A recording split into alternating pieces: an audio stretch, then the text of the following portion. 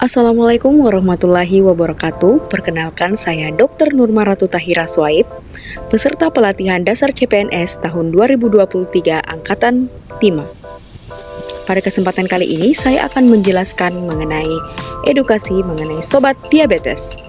Sobat Diabetes yaitu optimalisasi kontrol pengobatan dengan diabetes self-management education and support pada pasien diabetes mellitus.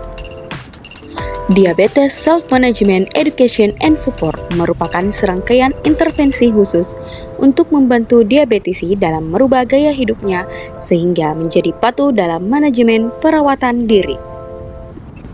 Tahukah kamu tentang diabetes mellitus? Diabetes mellitus adalah suatu penyakit menahun yang ditandai oleh kadar glukosa darah yang melebihi nilai normal. Sebutan glukosa darah sering dikenal oleh masyarakat dengan gula darah. Adapun 5 pilar penata laksanaan diabetes mellitus yaitu: yang pertama yaitu edukasi, yang kedua pengaturan diet atau makanan, yang ketiga aktivitas fisik, yang keempat pengobatan, dan yang kelima pemantauan gula darah. Yang pertama adalah edukasi pada pasien diabetes.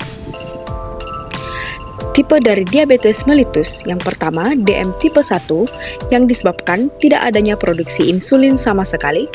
Tipe 2 disebabkan tidak cukup dan tidak efektifnya kerja insulin. DM gestasional yaitu yang terjadi saat kehamilan, dan DM tipe lainnya yang disebabkan oleh pemakaian obat, penyakit lain, dan sebagainya. Apa saja faktor resiko seseorang terkena diabetes? Faktor risiko yang tidak dapat diubah yaitu usia, riwayat keluarga menderita diabetes, ibu dengan riwayat melahirkan bayi lebih dari 4 kilo, dan gula darah tinggi pada saat hamil. Faktor risiko yang dapat diubah yaitu kegemukan atau obesitas, diet tidak seimbang seperti tinggi gula, garam, lemak, dan rendah serat, kurang aktivitas fisik, hipertensi, riwayat penyakit jantung, dan dislipidemia, dan yang terakhir adalah merokok. Apa saja gejala dari diabetes mellitus? Ada 3 gejala utama. Yang pertama, sering kencing. Yang kedua, cepat lapar. Yang ketiga, selalu haus.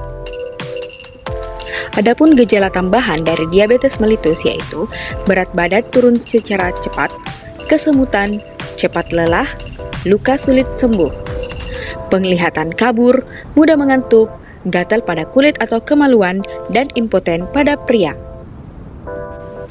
Apa yang harus dilakukan bila mengalami salah satu atau beberapa gejala dari diabetes mellitus?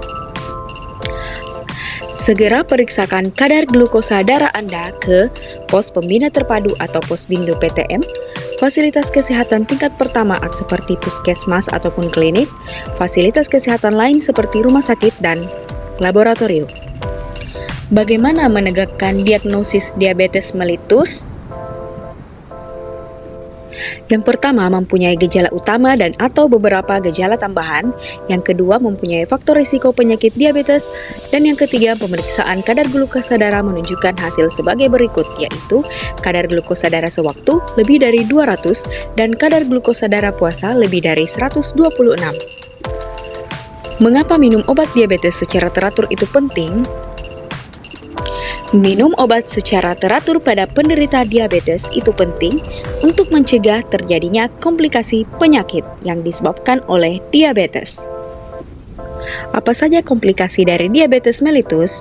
Yang pertama, komplikasi akut, yaitu hipoglikemi atau gula darah rendah, yaitu kurang dari 70, dan hiperglikemi atau gula darah tinggi lebih dari 300. Selanjutnya, komplikasi kronik atau komplikasi jangka panjang yaitu gangguan ginjal, gangguan saraf seperti kram, kebas, kulit mati rasa, gangguan mata atau mata kabur, penyakit jantung dan pembuluh darah, dan luka pada kaki yang sulit sembuh. Pilar penata laksanaan yang kedua yaitu pengaturan diet atau makanan pada pasien diabetes. Diet pada pasien diabetes disingkat dengan 3C, yaitu jumlah makanan, jenis makanan, dan jadwal makan. Yang pertama yaitu jumlah makanan. Jumlah makanan yang dikonsumsi disesuaikan dengan berat badan memadai, yaitu berat badan yang dirasa nyaman untuk seorang diabetisi. Yang kedua, jenis makanan. Jenis makanan utama yang dikonsumsi dapat disesuaikan dengan konsep piring makan model T yang terdiri dari karbohidrat, protein, dan sayuran. Pengolahan sayur, karbohidrat, protein tidak menggunakan gula, garam, dan lemak yang berlebihan. Adapun contoh dari sayuran seperti ketimun, labu siam, tomat, wortel, bayam, dan lain-lain. Contoh karbohidrat yaitu nasi seperti nasi merah, kentang, jagung, ubi, singkong, dan lain-lain.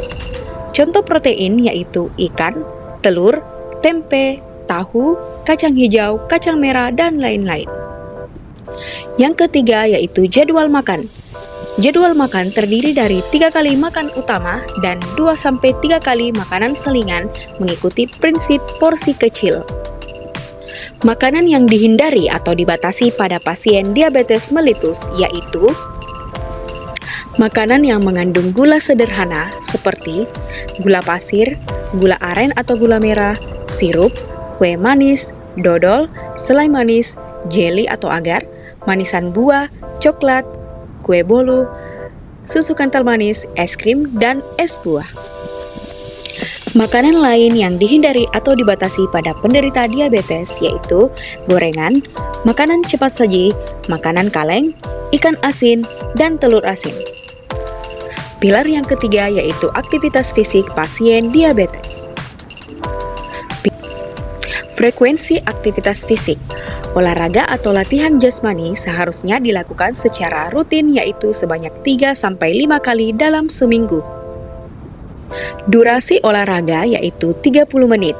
Tiap aktivitas fisik dilakukan selama kurang lebih 30 menit dengan jeda latihan tidak lebih dari 2 hari berturut-turut. Jenis aktivitas fisik yang dilakukan yakni bersifat aerobik. Latihan jasmani sebaiknya disesuaikan dengan umur dan status kesegaran jasmani. Aktivitas fisik yang dianjurkan pada pasien diabetes yaitu jogging atau jalan santai, senam, berenang, dan bersepeda. Aktivitas dilakukan di tempat yang nyaman dan menggunakan pakaian yang sesuai. Apabila dalam olahraga pasien menjadi lemas, segera makan permen atau minum air gula. Pilar penata laksanaan yang keempat yaitu pengobatan diabetes mellitus. Yang pertama yaitu pengobatan dengan obat oral atau tablet. Beberapa contoh obat oral atau tablet untuk mengontrol gula darah adalah metformin, sulfonylurea seperti glimepiride, glibenclamid, thiazolidinedione, inhibitor DPP-4, dan inhibitor SGLT2. Yang kedua dengan suntikan insulin. Beberapa keadaan yang tidak mempan dengan obat oral atau kondisi pasien tertentu dapat menggunakan suntikan insulin. Adapun contoh insulin yang biasa digunakan adalah Novorapid, Levemir, Lantus, Sansulin, dan lain-lain. Pada pengobatan biasanya terjadi komplikasi hipoglikemia atau gula darah rendah. Hipoglikemia atau gula darah rendah yaitu keadaan di mana gula darah kurang dari 70. Hipoglikemia bisa berbahaya dan perlu diwaspadai.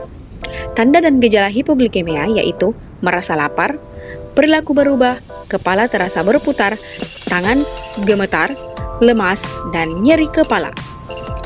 Apa yang harus dilakukan bila mengalami gula darah rendah? Apabila kondisi sadar, dapat melakukan konsumsi makanan atau minuman manis, minum larutan gula, atau makan permen manis atau tablet glukosa.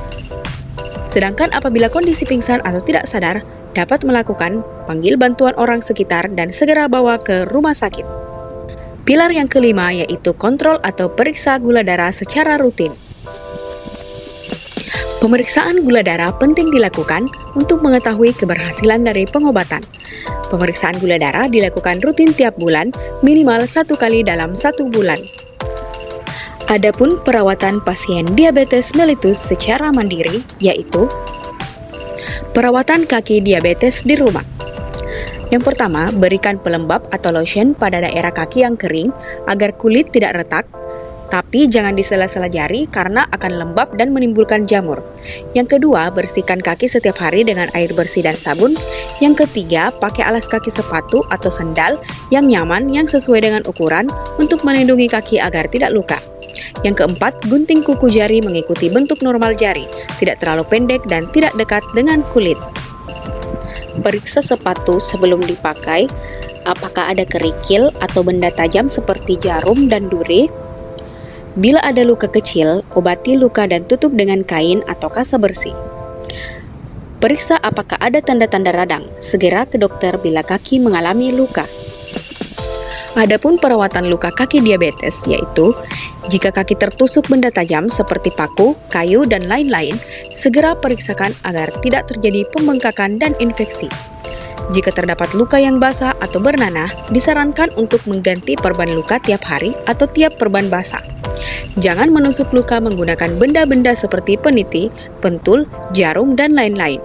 Dan minum obat teratur yang diberikan oleh dokter. Selanjutnya, pengelolaan stres. Salah satu alasan kenapa stres dapat memicu seseorang dapat mengidap diabetes yaitu karena pada saat stres terjadi, tubuh akan berusaha melepaskan hormon kortisol yang dapat meningkatkan kadar gula darah di dalam darah. Cara mengelola stres yaitu yang pertama yaitu bicarakan keluhan dengan seseorang yang dapat dipercaya. Yang kedua, melakukan kegiatan yang disukai atau diminati. Yang ketiga, kembangkan hobi yang bermanfaat. Yang keempat, berpikir positif. Yang kelima, meningkatkan ibadah. Dan yang keenam, tenangkan pikiran dengan relaksasi. Ayo bersama kontrol gula darah untuk mencegah komplikasi. Terima kasih atas perhatiannya. Sampai jumpa.